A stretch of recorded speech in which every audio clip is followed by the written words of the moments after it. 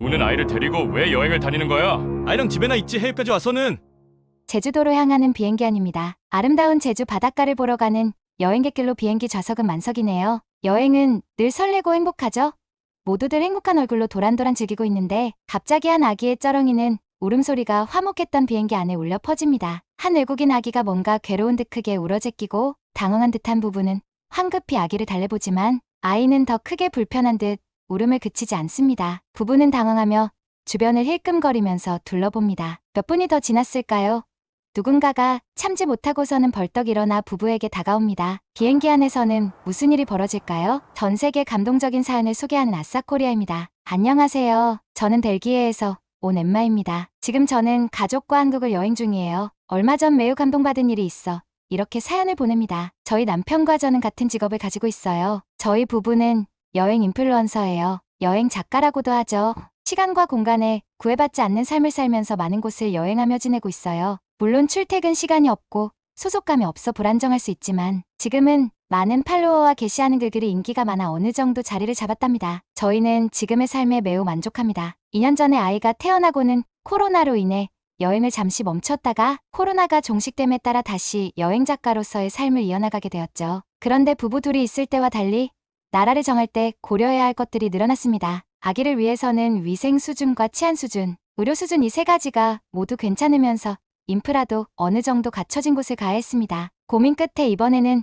저희 부부 지인의 강력 추천으로 일본 도쿄로 가기로 했습니다. 남편은 일본은 아시아뿐만 아니라 전 세계에서 손꼽히는 부자 나라라고 했죠. 일본은 역시나 전통 문화와 역사적인 명소들이 잘 보존되어 있고 또 조용하고 평화로운 분위기의 도시들도 많았습니다. 서양인인 저희는 조용하고 예의 바르다는 것이 동양의 좋은 이미지만을 가지고 일본에 왔습니다. 그러나 막상 실제로 부딪히는 것은 뭔가 달랐습니다. 일본은 지나치게 옛날 방식을 고수하는 나라였습니다. 뭐든 느리고 아날로그를 사랑하는 나라였어요. 물론 제가 사는 유럽도 전통을 사랑하고 지키려 애를 씁니다. 그래서 행정 처리도 느리고 우편물 택배 배송 같은 것도 빠르지 않죠. 그런데 일본은 그런 제가 봐도 답답한 면이 있었어요. 그들은 아직도 현금 위주예요. 대체 왜죠? 모두들 동전 지갑을 들고 다니며 짤랑짤랑 동전을 세워 지불합니다. 동전 종류도 어찌나 많은지 맙소사.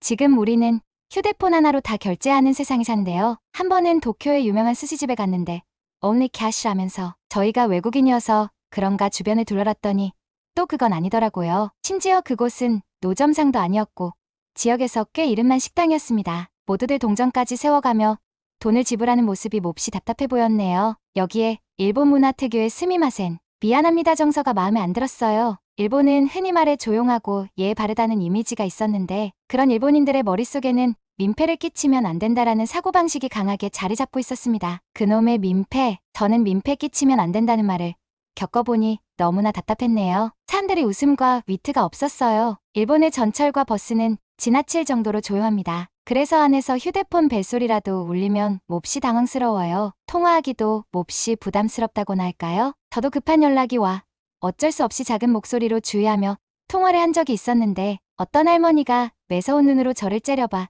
식은땀이 흐르더군요. 물론 공공장소에서 매너 없이 큰 소리로 떠들면 안 되는 것 저도 알아요. 그렇지만 꼭 필요한 상황은 이해해주면 서로 살기 편하고 참 좋을 텐데 매정하게도 그런 부분에 있어서 배려가 없더군요. 그런 일은 사실 조금 불편했지만 일본에서 지내면서 가장 슬펐던 일이 있어요. 바로 아기의 울음소리 때문에 기차에서 쫓겨난 일이었습니다. 도쿄에서 기차로 1시간이면 다녀올 수 있는 많은 관광지가 있어요. 그날 우리 가족은 하코네를 갈 예정이었습니다. 하코네에 가서 일본의 전통적인 정원과 온천을 즐기려고 했죠. 너무 들떠서 기차를 탈 때만 해도 무척 행복한 기분이었죠. 하지만 아기가 갑자기 중간에 울음을 터뜨리자 일제히 사람들이 저희만 쳐다보고 있었습니다. 누군가가 와서 직접 뭐라고 하거나 화를 낸 것은 결코 아니었지만 모든 승객이 저렇게 아무 말 없이 노려보는 게 더 무서웠습니다. 저와 남편은 어떻게든 아이를 달래보려고 애썼지만 아기는 쉽게 울음을 그치지 않았습니다. 우리 부부는 아이를 3분 가까이 달랬고 마침내 아기가 울음을 멈췄습니다. 안도의 한숨을 쉬는 그때 철도 승무원이 조용히 다가왔습니다. 그의 영어는 몹시 알아듣기 힘들었지만 대충 이해하기로는 승객 중 누군가가 우리 아기 울음소리에 항의했다는 것 같았어요. 그러면서 죄송하지만 자리에 앉아있지 말고 승객 좌석에 없는 화장실 앞 출입구 쪽에 서서 가라. 저는 깜짝 놀랐어요. 고작 3살짜리 아이가 3분 남짓 울었다고 우리를 쫓아내다니요. 아이는 아직 말을 하지 못해 자신의 불편함을 표현했을 뿐인 거려 기가 막혔습니다. 물론 아이가 울면 저도 시끄럽습니다. 불편합니다. 그렇지만 그게 부모나 아이의 잘못은 아니잖아요. 정도의 배려와 이해가 없는 것이 민폐를 끼치는 것을 싫어하는 민족 선거 같은 건가요? 저는 전혀 다른 것이라고 생각합니다. 어쨌든 저희 가족은 일이 있으므로 아이와 공공장소에 가는 일이 몹시 부담스러워졌고 일본에 와서 지낸 지 한 달 정도 되자 너무 불편해서 더는 못 있겠다는 생각이 들었습니다. 원래 일본에서 2달을 지내고 돌아갈 예정이었던 저희는 계획을 수정해서 가까운 한국에 가기로 했습니다. 사실 저희에게 한국과 일본은 큰 차이가 없는 이미지였어요. 이 같은 아시아의 생김새도 비슷하고 문화도 비슷하다고 생각했죠. 그렇지만 가끔 넷플릭스나 유튜브를 통해서 우연히 봤던 한국의 활기 넘치는 모습이 떠올라 모처럼 멀리 아시아까지 왔으니 들려보자 하는 마음이 컸던 것 같아요. 한국으로 넘어올 때는 다행히 밤비행기라서 아이가 자면서 무사히 왔어요. 그렇게 저희가 머물렀던 서울은 일본과는 다른 매력이 넘치는 곳이었습니다. 왜 저는 두 나라가 비슷하다고 선입견을 가지고 있던 걸까요? 일단 한국인들은 시끄럽습니다. 그러나 몹시 유쾌하고 흥이 넘칩니다. 참견도 잘하고 저희 아이가 귀엽다며 말도 많이 걸어주었어요. 일본에서는 전혀 경험하지 못한 거죠. 일본에서도 저희 아이를 보며 귀엽다 연발하면서도 절대 다가오지 않았거든요. 그리고 한국은 정말 빨리빨리 나라입니다. 그것이 가장 놀라웠습니다. 음식을 시켜도 화장실에 갔다 오면 뚝딱 나와요. 새벽 배송이 다음날 오는 것도 놀라웠습니다. 그리고 모든 한국인들은 휴대폰으로 일을 처리하더라고요. 신용카드도 들고 다니지 않고 결제도 휴대폰으로 하는 모습을 보니 일본과 참 비교가 되었습니다. 며칠간 서울을 여행하며 즐긴 저희 가족은 점점 용기를 얻어 제주도라는 섬에 가기로 결심했습니다. 아름다운 바다와 산이 있는 섬이라고 들어서 비행기를 타고 1시간만 가량 가야 했지만 도전을 하기로 한 거죠.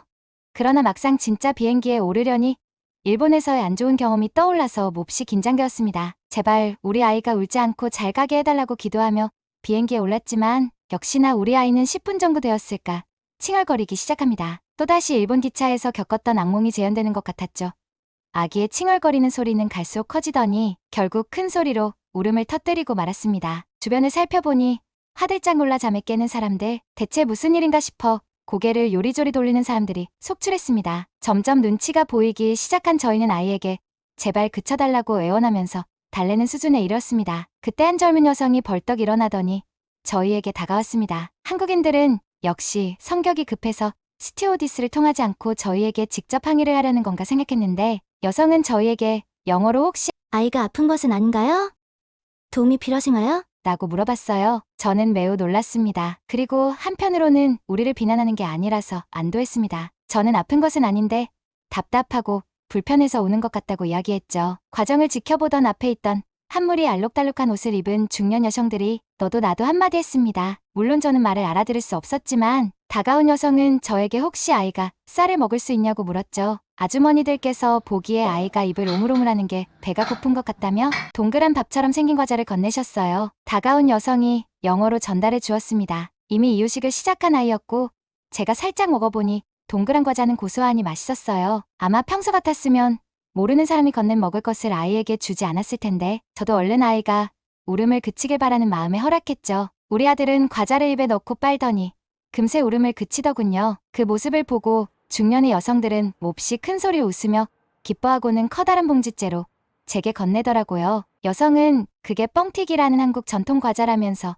한국에서는 어른들이 아이들이 귀엽고 이쁘면 모르는 사이여도 사탕 주고 과자 사 먹으라고 돈도 주는 문화가 있다면서 설명해 주었죠. 저는 어찌할 바를 몰라 그저 고개를 숙이며 인사를 할 뿐이었습니다. 그들의 도움으로 저희 가족은 무사히 제주도에 도착했고 즐겁게 여행할 수 있었습니다. 며칠간의 제주도 여행을 마치고 서울 숙소로 돌아오면서 저희 부부는 한국에 조금 더 머무르기로 결정했습니다. 아이와 함께 다녀보니 한국과 일본의 차이를 완벽히 알겠더라고요. 나중에 만난 한국 친구를 통해서 들었더니 그것이 한국인 특유의 정이라는 거였습니다. 아직 그것을 완벽히 이해한 것은 아니지만 저는 그것이 몹시 마음에 들었습니다. 저희 부부는 이런 나라라면 좀 더 오래 머물면서 아이와 함께 여행해도 좋지 않을까 싶었어요. 일단은 90일 동안 비자 없이 머무를 수 있기에 더 머물러 볼까 해요. 지내는 동안 새로운 사연이 생기면 또 소식 전하겠습니다. 제 사연 들어주셔서 감사합니다.